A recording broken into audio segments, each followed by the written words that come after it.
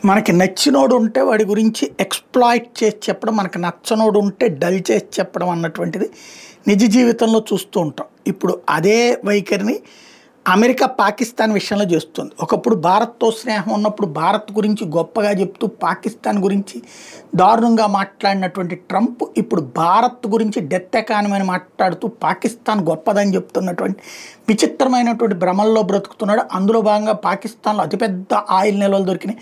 అవసరమైతే ఆయిల్ మేమే వెలికి తీసి పాకిస్తాన్‌కి అండగా నిలబడతాం అని ప్రకటించాడు. పాపం పాకిస్తాన్ ఇప్పుడు అది విని షాక్ అవుతుంది. ఎందుకంటే ఇప్పుడు అందరూ ఏమనుకుంటున్నారు, పాకిస్తాన్లో అంత పెద్ద ఆయిల్ రిజర్వ్స్ ఉన్నాయని. అంత సీన్ లేదట. అందులో ట్రంప్ చెప్పినటువంటిది గ్లోరిఫై చేసి చెప్పాడు. అతను చెప్పిన దాంట్లో 10వ వంతు ఆయిల్ నిల్వలు, అది కూడా ఒక చోట కాదు అక్కడక్కడ ఉన్నాయి అన్నటువంటిది పాకిస్తాన్ నిపుణులు చెప్తున్నటువంటి మాట. అంటే లేనిది ఉన్నట్టుగా, ఉన్నది లేనట్టుగా చెప్పడం ద్వారా ట్రంప్ పిల్ల చేష్టలు చేస్తున్నాడు అన్నటువంటిది ఇప్పుడు మరొకసారి స్పష్టమవుతోంది.